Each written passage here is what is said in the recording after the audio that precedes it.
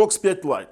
Вот такой вот ТВ-бокс, который будоражит мои комментарии уже, наверное, с недели две, когда ты выпустишь обзор, где он, да вот он. Это TOX 5 Lite, новиночка, абсолютно нового, скажем так, принципиально нового подхода. Почему? Потому что здесь для AOSP ТВ-бокса не сертифицированного применили DDR4 память. Да, здесь 2 гигабайта, но если вы думаете, что он плохо работает, я сегодня вам покажу все аспекты. При этом мы его разберем, и вы посмотрите на компоненты. Здесь 4, DDR4 Unix. Извините, но в каком несертифицированном ТВ-боксе стоит DDR4 память, брендовая, еще и eMMC Samsung стоит, да? И плюс у нас стоит RTL 88 серии Wi-Fi адаптер, который тулит по 500 мегабит на загрузку и на выгрузку, и 1000 мегабитный LAN на процессоре AMLogic S905X5M. Да, здесь есть и ASR, он постоянно включен, в принципе.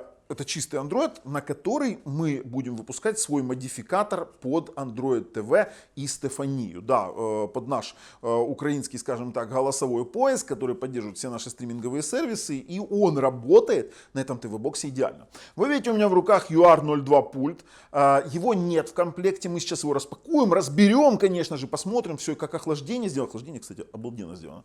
Но UR02 пульт — это лучший пульт, который можно придумать для использования с этим ТВ-боксом. Именно V2, он сейчас V2 и продается. Потому что Стефания работает интегрированно с этим пультом при любом раскладе. Он полностью совместим со всеми функциями, и без танцев с бубнами он просто интегрируется во всю эту систему этого ТВ-бокса. Есть root с магиском, да, то есть там у нас есть автофреймрейт, да есть много чего, давайте обозревать. Но перед этим, пожалуйста, подпишитесь, нажмите колокольчик. Кстати, формула 2/32, в отличие от других моментов, и он даже лучше, я бы сказал, чем Yugus X4 Cube. Вот, я не буду этого говорить, но ладно. Короче, подписывайтесь, нажимайте колокольчик. Если вы не знаете, где в Украине купить стриминговые сервисы, наши официальные, по очень низким ценам, дешевле, чем на самих сервисах, то tvtechnozone.com.ua, пожалуйста, переходите, покупайте. Ну и ссылки на этот ТВ-бокс в описании под видео. А еще вы можете принять участие для Украины в акции по розыгрышу вот такой вот пауэр-станции на 2 киловатта. Это All Powers. А если не знаете, где посмотреть вот эти самые условия розыгрыша, то в описании под видео они есть. А если там уже нет этого розыгрыша, то там есть другой, не менее интересный розыгрыш. Ну что, переходим, распаковываем, тестируем, смотрим, сколько стоит. Ну давайте рассмотрим TOX 5 Lite. Я, конечно, его уже чуть-чуть тестировал. Я его, скажем так, уже настроил. Смотрите, сам по себе TOX 5 Lite. Обыкновенный пластик, да, у нас есть очень хорошо продуманное охлаждение с диффузорами снизу, диффузоры сверху. По принципу конвекции он будет очень хорошо охлаждаться. Удаляем боковые вот эти вот бумажки, потому что здесь тоже диффузоры охлаждения есть. И смотрим, что у нас есть еще. 2 USB. Вот таких вот Type-A, есть, это 2.0, есть LAN RJ45, HDMI обязательно будем проверять, HDMI, DC 5 вольт, и спереди у нас, конечно же, часики. Больше ничего здесь интересного не вижу. Есть у нас блочок питания на 5 вольт 2 ампера, да, обыкновенный. Вот этот вот HDMI кабель простой и пульт. Пульт, за который я, честно говоря, очень сильно злюсь. Хотя обыкновенный пульт с программируемой инфракрасной опцией и для базового использования вполне подойдет. Я сразу рекомендую брать под него UR02. Давайте его сейчас, наверное, разберем. Посмотрим, что у нас там. Ох, вы же хитрецы. Кроме винтов, они еще и защелки сюда сделали. И подобраться к этому всему достаточно тяжело. А вот это уже интересно. У нас Unix память. У нас Unix память, пожалуйста, DDR4. Вот это прям интересно. Плата, смотрите, какая красивая. Чуть-чуть остатки флюса видим, но в принципе устройство бюджетное. Хотите протирайте, хотите нет, на работу это никак не повлияет. Так, дальше. Смотрите, хороший радиатор для такого ТВ-бокса, отличный радиатор, правильно сделана антенна с залитым креплением, потому что у нас обычно с этим проблемы. Когда разберешь, начинает пропадать хорошее крепление самого радиатора, можно заморочиться, хотите модифицировать, но я скажу вам, радиатор очень даже избыточен. У нас есть батарейка КМОС 3-вольтовая, И, в принципе, слушайте, ну, прям вообще все неплохо сделали. Смотрите, eMMC от Samsung. Это у нас RTL 8822. Ну, кстати, CS это очень неплохой Wi-Fi с Bluetooth модулем. И память SK Unix на DDR4. Слушайте, DDR4 память, самсунговский eMMC, RTL 8822 CS. Я думаю, это очень даже неплохая аппаратная обвязка. Весьма неплохо. Да, есть небольшие замечания по остаткам флюса, но, опять же, повторюсь, для бюджетности этого устройства это допустимо. Можете сами чуть дотереть. В общем, пошли настраивать и тестировать. Ну и $70. Ребят, в текущих реалиях за бокс на DDR4 самсунговской eMMC это просто цена шара. Это просто шара цена. Смотрите, TOX 5 Lite. Ссылка в описании под видео на проверенного продавца, у которого я лично покупал. Ну, по хайлайтам, то, что они там пишут, что Mali G310 V2 мы это и так знаем, Brand New TOX 5 Lite так знаем. Дальше, ну, iMlogic S905 X5M, ну, AC модуль. А давайте вот мы с вами все-таки поймем, что они, кстати, здесь пишут DDR4, ну вы уже это все на распаковке увидели, о чем мы будем говорить. Но при этом AC модуль, он просто шедевральный. Вы когда сейчас увидите тестирование, вы поймете, о чем я говорю. То есть, а вообще давайте сразу. Смотрите, у нас по 5 ГГц он дубасит 500 мегабит на загрузку и между 400 и 500 на выгрузку. Вы видите сейчас эти тесты. По сути, у нас 2,4 ГГц дает, 70 на 70 стабильных даже выше дает.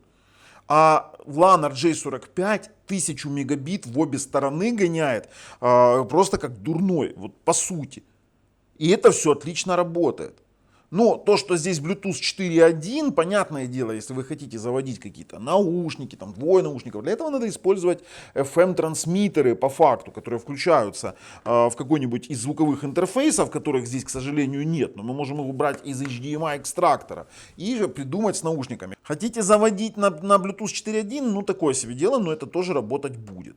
2 USB 2.0, но мы сейчас в тестах докажем, что он будет отлично работать с внешними носителями. Даже мне там часто говорят, вот ты используешь SSD для тестов.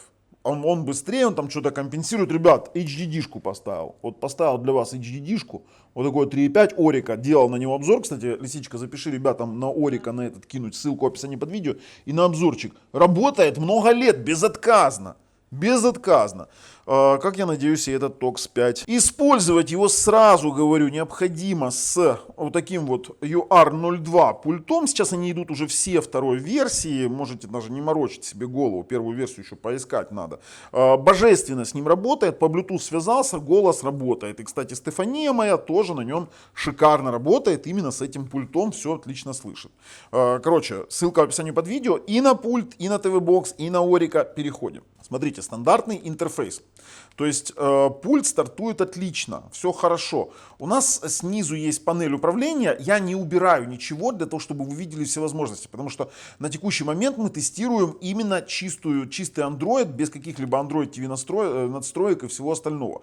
И аккаунты подвязались, и к Wi-Fi он подключился отлично. У нас есть верхняя панель, которая, ну давайте мы сейчас сделаем так, чтобы она у нас была, чтобы мы видели температуру этого ТВ-бокса. В настройках давайте мы показывать системную панель будем постоянно, разрешить вытягивание панелей. У нас есть в настройках информационная панель, вот эта верхняя строка, где мы можем указать нагрузку сети, да, можем показать с вами IP-адрес, мы можем показать MAC-адрес, мы можем показать температуру, частоту, загрузку сети и RAM, режимы экрана можем показать, цветовые режимы HDMI, время работы и состояние суперпользователя. Также у нас есть настройки главного экрана, где мы можем выбрать чистый лончер, либо лончер TOX лончер, но я вам сразу говорю, ставьте Projective Launcher, либо Android TV надстройку, которую я вам вот презентую уже на текущий момент. Мы уже разрабатываем под него модификатор, как на Nexon X11, модификатор, как на TOX 2, но здесь он будет вообще топовый.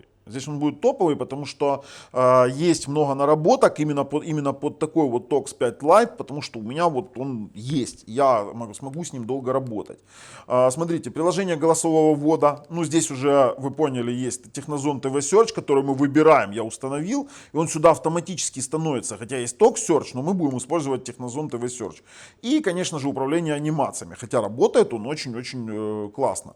Давайте уже сразу по настроечкам. Об устройстве у нас TOX 5, дата, время. Вы, кстати, замечаете, как быстро работают. Вот во всей этой ситуации, смотрите, то, что у нас там занято 1.37, во-первых, у меня там в памяти программ висит, чтобы вы понимали.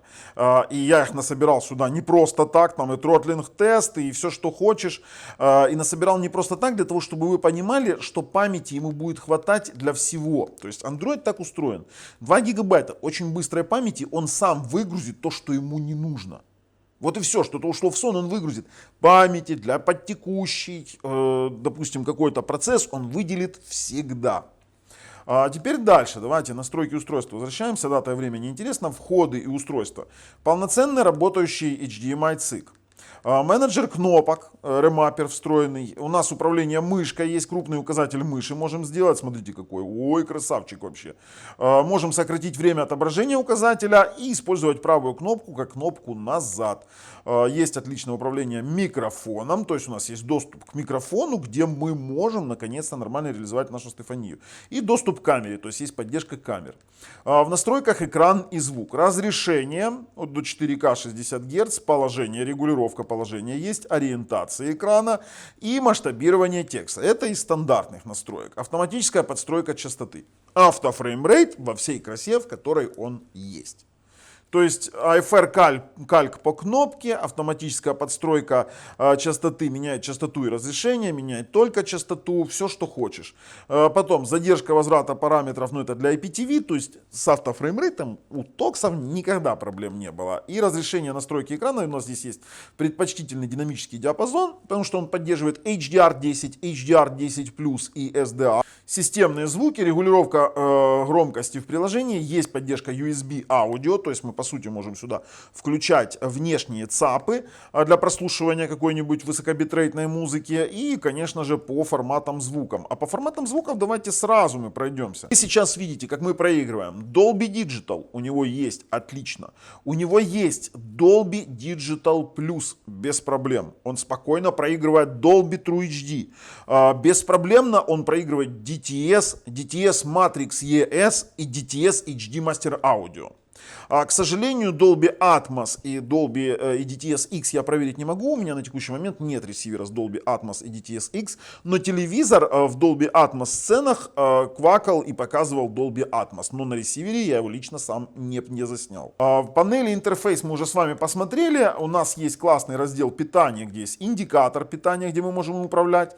LED-экранчиком управлять по факту можем. Поставить туда температуру, частоту, режим экрана. Кстати, это реальная тема. Можем не выключать экран, заставки, таймер отключения устройства есть у нас. Действие кнопки питания и таймера, будить от движения пульта и режим максимальной производительности. Да, мы можем сделать его еще более производительным. Я тестирую с не таким производительным, но режим максимальной производительности у нас ставит 2,5 ГГц постоянно. Но вы здесь следите за температурой, он не греется вообще никак. Режим максимальной производительности есть, я его выключаю.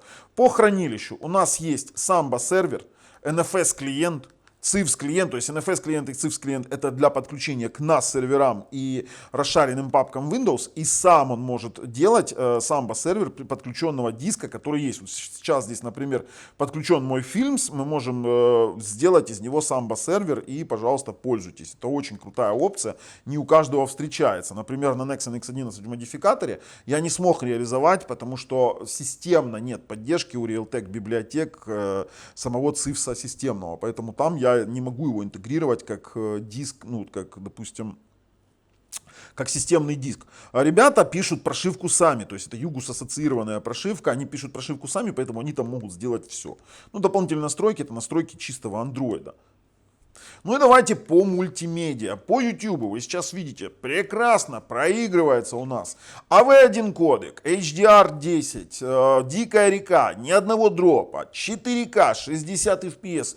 Вообще, смотри не хочу. HLG, на нашем ролике магический лес, да, там проигрывает HLG, смотрим, переключаем на 4К, тоже 0 дропов. Это у нас VP9.2 чистый. И по YouTube по воспроизведению у нас вообще проблем нет никаких, ноль. Ни дропов, ничего. Давайте, раз уж мы тут там пошли еще по системщине, мы еще в AIDA заглянем с вами. Мы видим, что это TOX 5, 2 на, смотрите, доступной памяти сейчас 840. Это более чем достаточно. Более чем достаточно. На 32. Центральный процессор Cortex A55, 4 ядра по 2,5 ГГц, AMLogic S905X5M в 32-битном режиме, конечно же, даже гугловый TV-Box, их любимый стример 4К, он работает тоже в 32-битном режиме. Mali G310 у нас видеоадаптер с интерфейсом 4К, то есть он не будет топорный, если вы установите, например, сюда Android TV надстроечку какую-нибудь. Сеть, мы видим, что у нас Connect 866 мегабит, вы уже видели, это на 5 ГГц, вы уже видели скорость сети.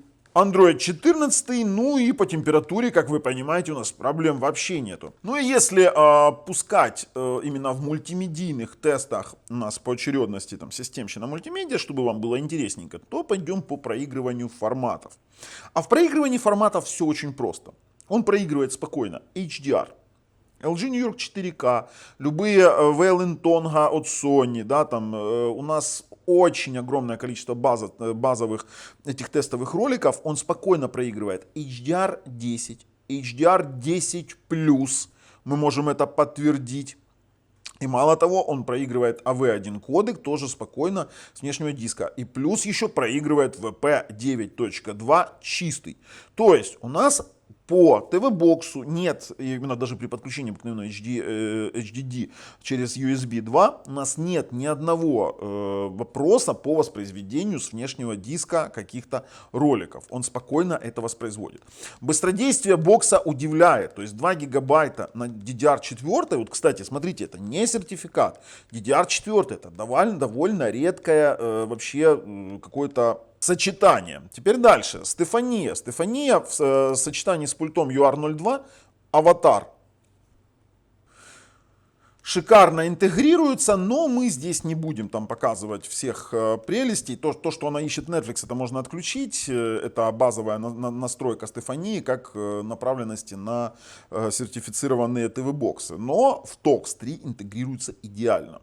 При том, что она прописывается прямо как голосовой поиск, голосовой ассистент в саму систему. Мы, наверное, запилим тротлинг-тест. Тротлинг-тест нам нужен. И в результате тротлинг-теста мы с вами видим абсолютно четкий, идеально зеленый график с максимальной температурой в 68 градусов и производительностью в 68 тысяч с мелочью джипс. И это не в режиме максимальной производительности. TV-Box просто шикарно справляется со своими возможностями охлаждения. То есть вы видели этот радиатор, у меня нет к нему вопросов. По поводу, допустим, мультимедиа возможностей IPTV, конечно же, никаких вопросов нет. Отлично все воспроизводится. Переключение мгновенное, и тут вот проблем я вообще не ожидал никаких. Как и с онлайн-просмотров, например, всех украинских стриминговых сервисов, которые мы, по крайней мере, можем использовать. То есть, я могу сказать так, что по мультимедиа у данного ТВ-бокса нет ограничений в ряде форматов, то есть я вам такой промежуточный итог. HDR10, HDR10+, с автофреймрейтом, HLG, AV1 кодек, VP9.2, 265 и 264 проигрывает в полном объеме и в полном, скажем так, в полной поддержке. Dolby Vision нет, сразу говорю, а по многоканальному звуку он проигрывает в пробросе. Практически все, и DTS все форматы, и Dolby Digital все форматы, включая HD форматы звука. Проигрывание с внешнего источника по типу HDD SSD без вопросов через любые плеера поддерживается. И, если вы понимаете, о чем я говорю, Matrix ограничений нет. Памяти хватает, температура не поднимается. Максимальная температура, которую я видел в Matrix, 70-72 градуса. Играть или не играть на ТВ-боксах я как бы не запрещаю, хотя и не советую. Греются, но в данном случае, я вам скажу, вы не получите нагрева какого-то ощутимого. Смотрите, сколько? 61 градус. Ну, извините меня, Beach Buggy Racing не такая уж и требовательная игра. Поиграть в какую-то казуальщину я прям советую, а в серьезные игры, ну, не для ТВ-боксов это сделано. Я вообще готов пройти, прорезюмировать данный ТВ-бокс. В качестве выводов скажу, бокс получился взвешенный, холодный, быстрый и классный. Стоит покупать? Однозначно стоит. Минусы тоже есть. Ненавижу Tox Launcher. Ненавижу постоянно слетающие плитки. Постоянно он меня бесит. Конечно, не сделали отключаемый AISR, а он здесь есть. То есть здесь есть AISR, который не отключается. Но мы в своем модификаторе, надеюсь, это поправим. Поэтому ждите скоро еще видео про Tox 5 Lite. Мы берем его в разработку на наш канал. А с вами был Bubble. С нашими вот такими вот рекомендациями. Рекомендациями уже заговариваться начал на канале Технозон. Пока.